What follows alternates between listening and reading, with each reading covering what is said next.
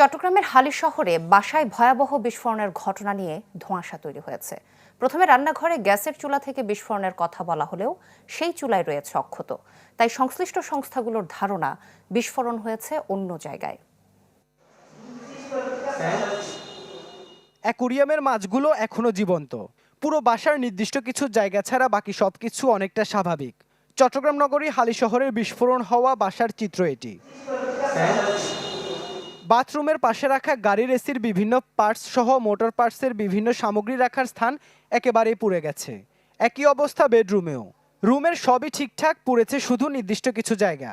ঠিক যে স্থানে মোটর পার্টসের বিভিন্ন সামগ্রী ছিল সেসব স্থান একেবারেই পুড়ে গেছে। গ্যাসের লিকেজ থেকে আগুন লাগার কথা বলা হলেও রান্নাঘর অনেকটা অক্ষত, অনেকটা স্বাভাবিক রান্নার চুলাও। লিফট থেকে বিস্ফোরণের কথা বলা হলেও সেখানেও দেখা যায়নি বিস্ফোরণের আলামত। স্থানীয়রাও বলছেন ভিন্ন কথা। ওখানে মানে ব্যাটারি নাকি ছিল, ব্যাটারি বাস্ট হয়েছে। তারপরে আপনার এদিকে লিফট যেহেতু দরজা পড়ে গেছে, লিফট তার শর্ট সার্কিটও হয়েছে। কিন্তু একটা জিনিস বুঝতেছি না, মানে অ্যাট এ টাইম 16টা ফ্ল্যাটের দরজা কিভাবে হয়ে যায়। উনি গাড়ির এসির কাজ, ডেন্টের কাজ, পেন্টের কাজ সবগুলো করতো।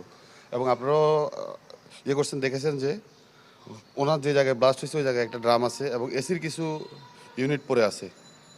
এখন সবার একটা ধারণা যে এটা আসলে গ্যাস ব্লাস্ট না কেমিক্যাল ব্লাস্ট।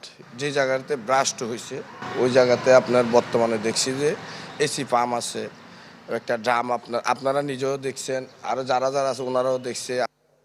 ঘটনাস্থল পরিদর্শন করে গেছেন সরকারের বিভিন্ন সংস্থাও। তারাও অনেকটা আভাস দিচ্ছেন ভিন্ন কিছুর। লিকেজ ছিল না গ্যাস লাইনেও। ভাই আমি একটা ভিজিট করছি, আমি অন্যান্য ডকুমেন্টস এগুলো হাতে পাইনি এখনো। আমি এই মুহূর্তে ঠিক মন্তব্য করা ঠিক হবে না, তবে এটা গ্যাসের না হয়ে অন্য কিছু হতে পারে, এটা আমি আপনাকে বলতে পারি। রাইজারে কোনো লিকেজ ছিল না, আমি দেখে আসছি কালকে, আমি মেজার করে আসছি, রাইজারে কোনো লিকেজ ছিল না। 15 কার্য দিবসের মধ্যে ঘটনা তদন্ত করে রিপোর্ট দিতে ফায়ার সার্ভিস গঠন করেছে একটি কমিটি।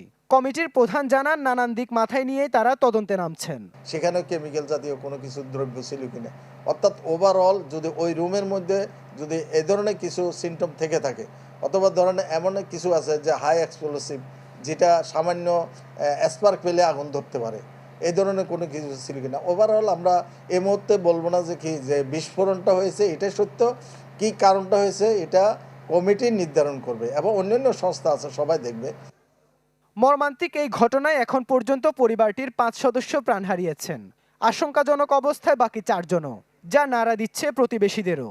একটা পরিবার চলে যাওয়া মানে ওইখানের মধ্যে যারা 3 ভাই চলে যাওয়া মানে ওইটা পুরোপুরি নির্বংশ হয়ে যাওয়া।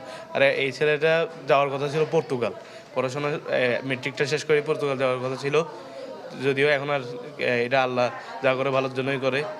ওদেরকে দেখে ওখানে অনেক আগুন জ্বলতেছে, ভিতরে ঢুকার ইয়েও নাই যে ভিতরে ঢুকে নিব। তারপরে কোলে করে নিয়ে আমার মেয়ে আমার বলতেও ভয় লাগতেছে, গা কাঁপতেছে। মর্মান্তিক এই জিনিসটা আল্লাহর কাছে, ওদের কাছে দোয়া করা ছাড়া, ওদের জন্য দোয়া করা ছাড়া তো আমাদের আর কোনো কিছু করার নাই আসলে। গেল সোমবার সেহরির সময় ভয়াবহ বিস্ফোরণ ঘটে ভবনটিতে, যাতে দগ্ধ হয় মোটর পার্টস ব্যবসায়ী সাখাওয়াত হোসেন এবং তার পুরো পরিবার। ইবেন মির, চ্যানেল 24, চট্টগ্রাম।